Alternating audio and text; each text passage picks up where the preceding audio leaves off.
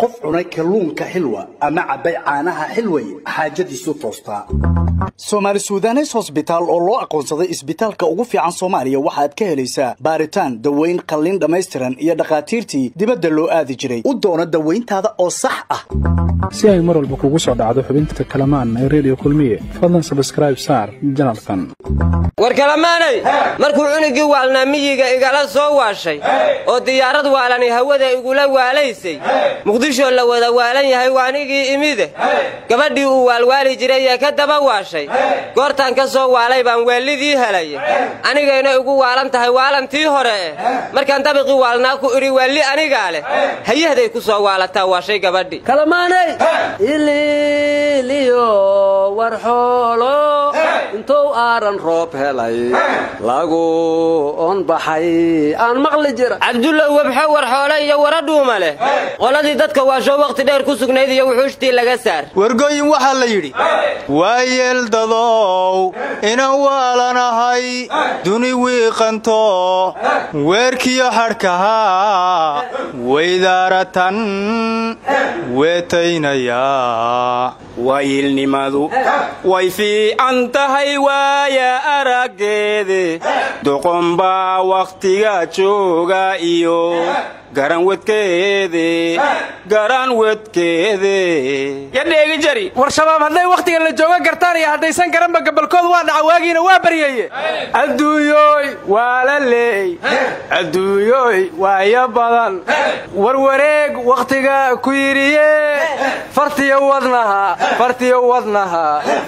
wadnaha isku qaabo ma dhahan war haday dhiilaayeen iyo hadii kaleba waxaad ka tagtay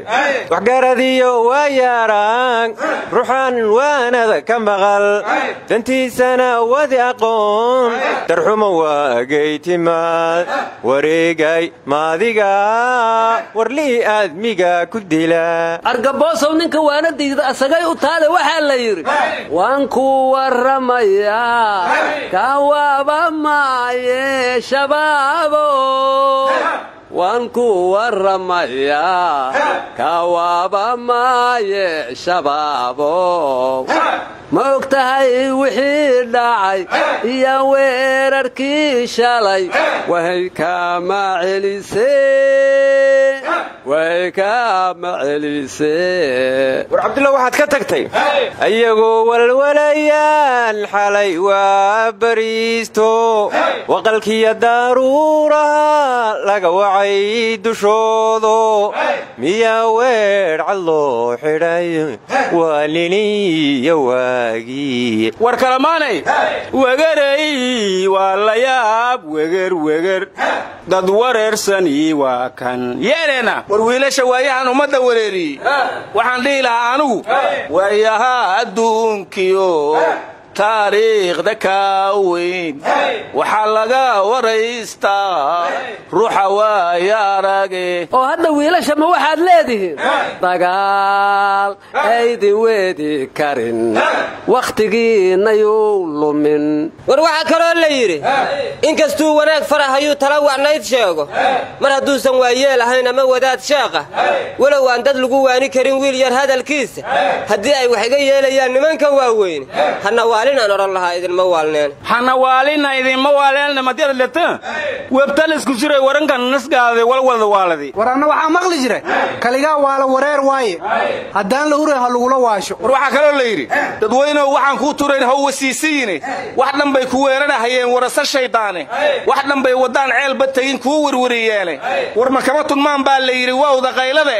waxabayu walaalow ku oran wiil la duufsaday war waxa kale la yiri wiilka iswaalow hadaan weeyo ku iraado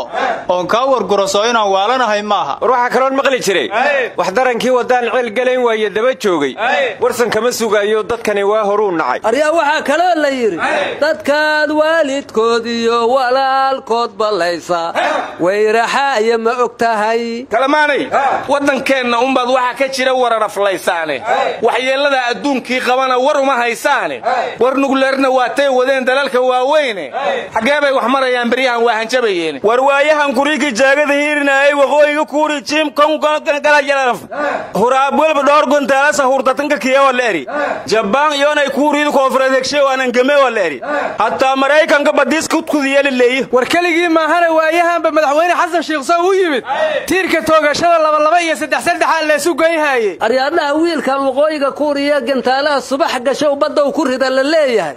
xawlo si waayo uu ka argagixisana dhibta ku baar dhabi lahayna war Cabdillah xiniya la ismaa ma hiya la yiri ya bad mugo ku ridaya biyahay ka hadlayaan inuu dhaqama hiya loo qaatay war Cabdillah ula laga ku qaado korta landhiibade war adduunka warkaba haysiine Soomaalidii ugu badneeda lagu doortay Mareykanka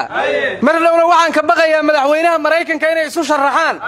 inay ku guuleysan doonaan waa iska soo muuqata oo maxaa Soomaali u diiday Obama bayuu ahaa war Ingiriiska Hindi iyo Pakistani ba hogaamiye maxay Soomaalidu uga qayb gali weeydi oo sababta Soomaaliland aqoonsi u sii waayeen mas'alaasba horta anigu waxaan la yaabay Soomaalidan doorashada iyo dagaalka isku dhinac wada war waligeed bay sida ahayd Cabdirashiid ba waa kii 64 lahaa gacanna waa ku codaynayna gacanna waa ku dagaalamaynaa war Soomaali caalamka laga doortay aan idin sheegay waa maxay dagaalkaad nagula meeraysanaysiin war adiga ku dhaadaan war hayna Kenya Soomaali iyo Kenyaati ku diriray oo nin Kenyaati ku dhintay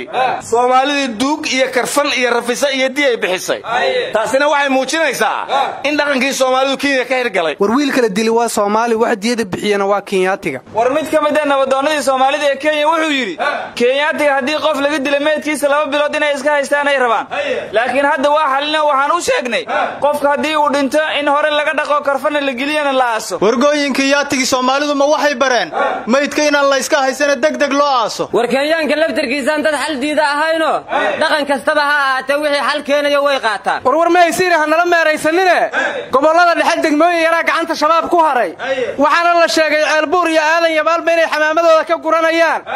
dadweynaha waxay ku qasbayaan inay godad qotaan oo dagaalamaan waxaana muuqataa la yiri markay godadka galaan inay inta isku xirxiraan uga tagi doonaan dadka amniga falaqeeyana waxay leeyihiin koonfurta gobolka Mudug ayay isugu tagi doonaan waxaana la sheegay waaweynkooda xeebaha gobolka Mudug in dooma u yaaliin yar kana sidii kuwa hore lugaha isaga xireen inta moodka u dabraan inay ka dhuuma doonaan aheeyo samigay Cabdullah ba waxa uu yiri waxa gaartoodii la geela waftiyo guryahaad gubteen waxa gaartoodii la geela waftiyo guryahaad gubteen war Cabdullah waa godad waxa lagu yiri waa galeen war guryahay gubeenay dadka gowracayna laga rabaa buu ku yiri war anigu Cabdullah ka rumaysan maayo shabaab baa gar la galaya aryaa gartaa taqeen ma aha tanu shabaabna hey talaadu uma toosano horeydi geerida agtal talaadu uma toosano horeydi geerida agtal war Cabdullah war ma haysida wasiirka waxbarashada Faarax Abdul Qaadir wuxuu yiri waxa ardada iyo aqoonyahanka Soomaaliyeed ay shabaab u beegsadaan waa inaan ummadu waxba fahmin oo aysan waxba baran oo aysan waxba diidin laakiin war la'aan hayse kuwa aan dugsi iyo jaamacad midna dhigan baa inta u dul qaado waayo qoryahoodii qaatay iska difaaceen wuxuuna yiri marnaba lagama yaabay Soomaalidu inay aqbasho god ku yaala Afghanistan 10 lagu soo diyaarshay in lagu maamulo diin iyo maadina Soomaalidu waa aqoon badan tahay buu yiri waran koolo Faarax Abdul Qaadir waxa kale uu yiri maalin dhawaad waxaan maqlay qawaarishda wasaaradda waxbarashada iyo iskoolada Soomaaliya waxa lagu bandhigaa waxaan banaanayn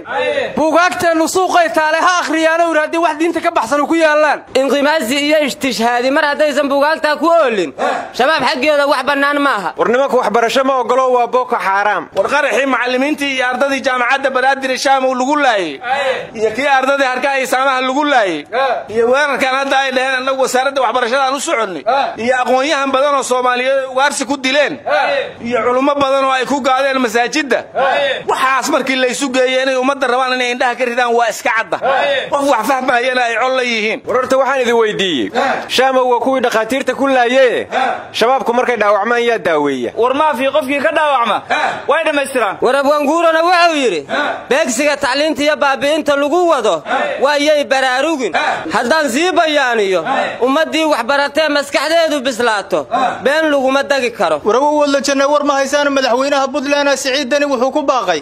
degmooyinka shabaab laga qabsaday in loo gurmado oo dadka shacabka ku dhibaataysan wax la gaarsiiyo oo dawladda iyo maamul goboleedyaduba aysan u kala hadhin war waxaad ka tagtay hal ku dhigi madaxweyne Dani ee ahaa in degmooyinka la gaarsiiyo dimuqraadiyadda warwar ma haysaana Somaliland beesha caalamka soo faragelisay war mateenda hargeysa laga dhisay jamhuuriyad iskeeda u madax banaan baanu nahay meerijarna gaboose war maxalana iyo beeshii lixaad xagga u guuray horta madaxweyne xasan sheekh maxamuud hadduu dhihi jiray war intaan leedin heshiisiin heshiiya ilaa wax lama dhaafaana buu ogaa war dad waalan baa tiina warka hayga qasinine beesha caalamku waxay soo jeediyeen in doorashooyinka lagu qabto muddadii komishinka doorashooyinka Somaliland u cayimeen waxayna walaac weyn ka muujiyeen wada shaqayn la'aanta xukuumadda iyo xisbiyada